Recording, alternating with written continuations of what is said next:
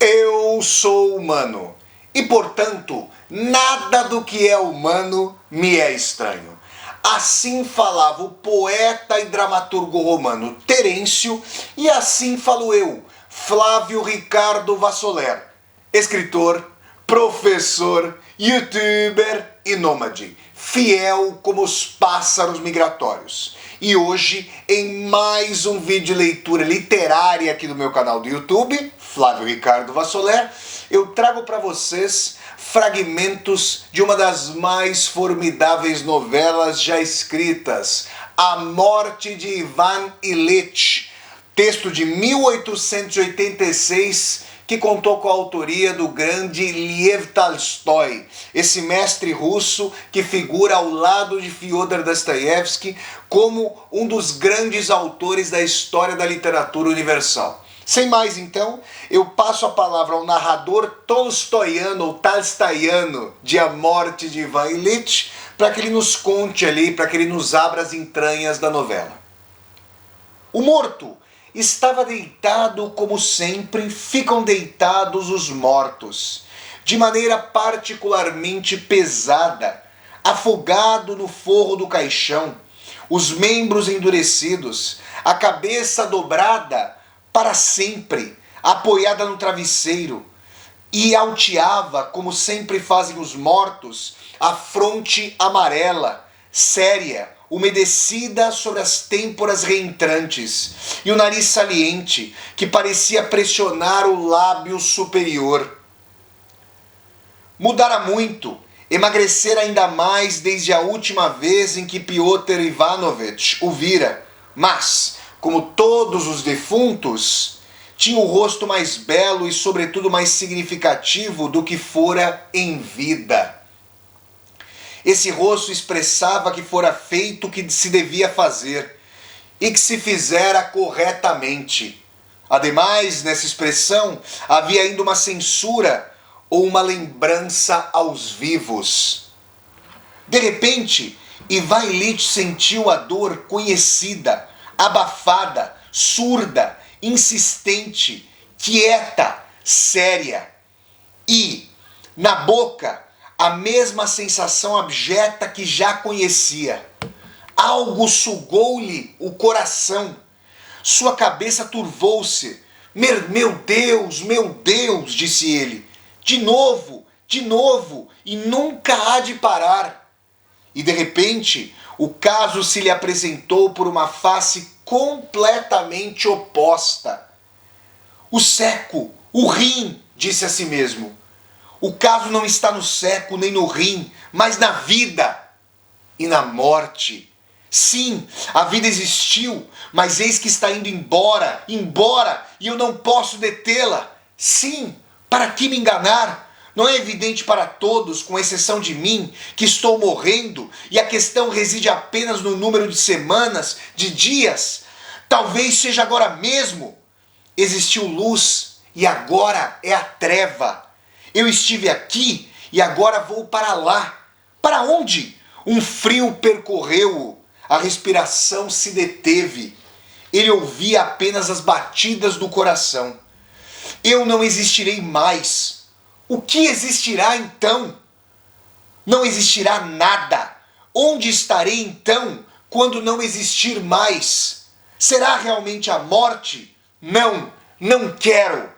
Levantou-se de um salto, quis acender a vela, apalpou em volta, as mãos trêmulas, deixou cair no chão o castiçal com a vela e tornou a descair para trás, sobre o travesseiro. Para quê? Tanto faz, disse a si mesmo, perscrutando a treva, os olhos abertos. A morte, sim, a morte, e nenhum deles sabe, nem quer saber, e nem lamenta isso. Ocupam-se de música. Ouvia atrás da porta, distantes, o retumbar de uma voz, acompanhado de ritornelos. Para eles, tanto faz, mas também eles hão de morrer. Bobalhões, eu vou primeiro, eles depois. Hão de passar pelo mesmo que eu. E, no entanto, estão alegres. Ora, animais!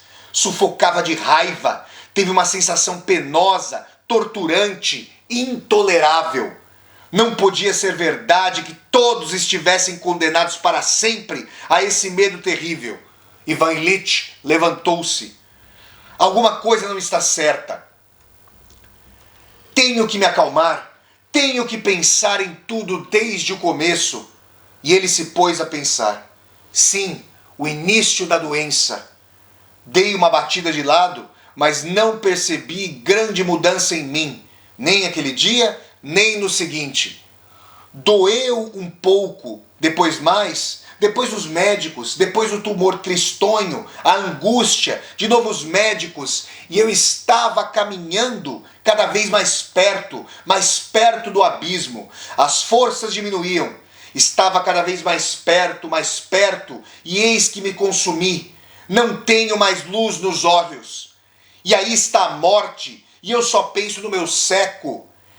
Penso em consertar o seco, mas isso aqui é a morte. Será mesmo? Novamente, o pavor apossou-se de Ivan Ilitch. Ficou ofegante, inclinou-se, começou a procurar os fósforos, apertou o cotovelo contra o criado mudo. Este era um estorvo e causava-lhe dor. Enfureceu-se contra ele, pressionou-o com mais força e derrubou-o. E, desesperado, perdendo o fôlego, caiu de costas, esperando a morte naquele instante. Ivan Ilitch via que estava morrendo e o desespero não o largava mais. Sabia no fundo da alma que estava morrendo, mas não só não se acostumava a isso, como simplesmente não o compreendia, não podia de modo algum compreendê-lo. O exemplo do silogismo que ele havia aprendido na lógica de Kiesewetter. Olha o exemplo. Caio é um homem. Os homens são mortais. Logo, Caio é mortal. Tudo isso lhe havia parecido durante toda a sua vida correto somente em relação a Caio, mas de modo algum em relação a ele, Ivan Ilitch. Tratava-se de Caio homem, um homem em geral, e nesse caso era absolutamente justo. Mas ele não era Caio, não era um homem em geral, sempre fora um ser completa e absolutamente distinto dos demais.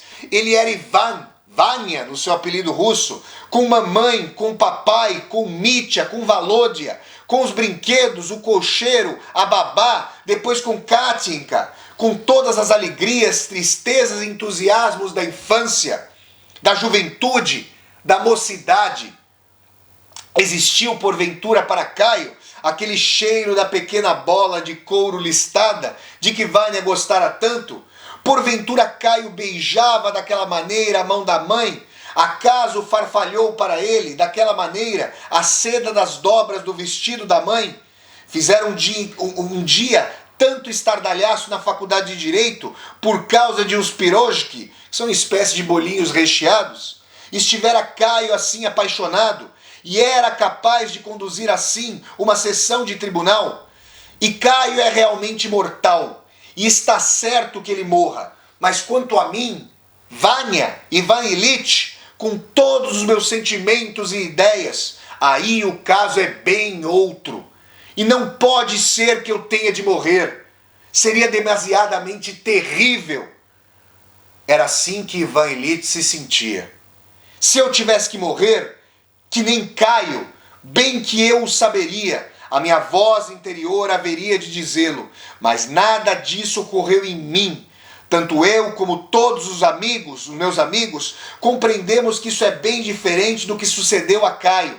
E eis o que acontece agora, dizia em seu íntimo. Não pode ser, mas é. O que há então? Como compreender isso? Ele não conseguia compreender e procurava enxotar esse pensamento como falso, incorreto, doentio, repelir esse pensamento por meio de outros pensamentos corretos, sadios. Mas esse pensamento, e não só o pensamento, mas a própria realidade, voltava e estacava diante dele. O sofrimento maior de Ivan Ilitch provinha da mentira. Aquela mentira, por algum motivo, aceita por todos, no sentido de que ele estava apenas doente e não moribundo, e que só devia ficar tranquilo e tratar-se para que sucedesse algo muito bom. Mas Ivan Ilitch sabia que, por mais coisas que fizessem, nada resultaria disso, além de sofrimentos ainda mais penosos e a morte. E essa mentira atormentava-o o fato de que não quisessem confessar aquilo que todos sabiam, ele mesmo inclusive, mas procurassem mentir perante ele sobre a sua terrível situação e obrigassem-no a tomar também parte nessa mentira. A mentira, essa mentira que lhe era pregada nas vésperas da sua morte, a mentira que devia abaixar esse ato terrível e solene da sua morte até o nível de todas as coisas, de todas as suas visitas, das cortinas, do esturjão no jantar, era horrivelmente penosa para Ivan Ilitch. E, fato estranho, muitas vezes em que eles efetuavam com o doente os seus manejos, ele estava a um fio de cabelo de gritar-lhes: deixem de mentir!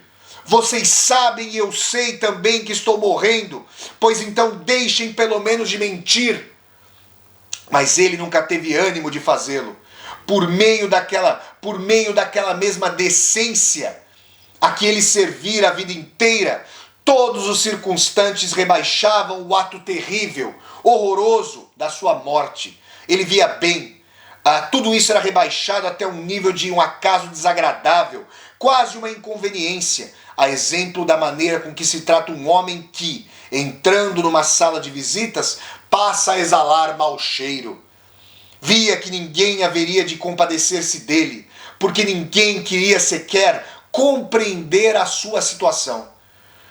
Além dessa mentira, ou em consequência dela, o que mais atormentava Ivan Ilitch era o fato de que ninguém se compadecesse dele da maneira como ele queria. Havia instantes, depois de prolongados sofrimentos, em que Ivan Ilitch queria mais que tudo, por mais que se envergonhasse de confessá-lo, que alguém se apiedasse dele como de uma criança doente. Queria ser acarinhado, beijado, que chorassem sobre ele, como se costuma acarinhar e consolar crianças. Ele sabia que era um juiz importante, que em parte já tinha uma barba grisalha, e que por isso seria impossível. Mas, assim mesmo, era o que ele queria. Pessoal, esses foram fragmentos sumamente pungentes, lancinantes, profundamente existenciais e existencialmente profundos de uma das maiores novelas já escritas na história da literatura. A Morte de Ivan Ilitch, do mestre russo Lev Tolstói.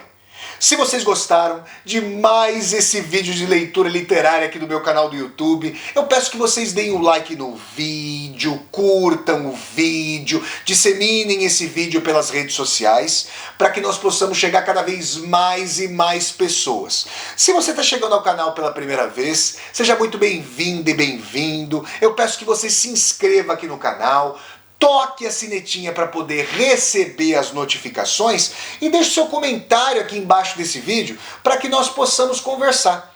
E mais, aqui embaixo desse vídeo você vai encontrar uma tecla chamada Seja Membro. Se você gosta dos meus vídeos de leitura literária, das minhas aulas ao vivo, das resenhas de livros, das resenhas de filme e, futuramente, das viagens de Vassolero ao redor do mundo, a volta ao mundo em 80 ou 800 vídeos, eu peço a você que clique na tecla Seja Membro e considere a possibilidade de, segundo aí a sua situação financeira, apoiar este meu canal no YouTube, esse projeto de universidade aberta do YouTube. Então é isso, pessoal. Até o próximo vídeo de leitura literária, gente. Tchau, tchau!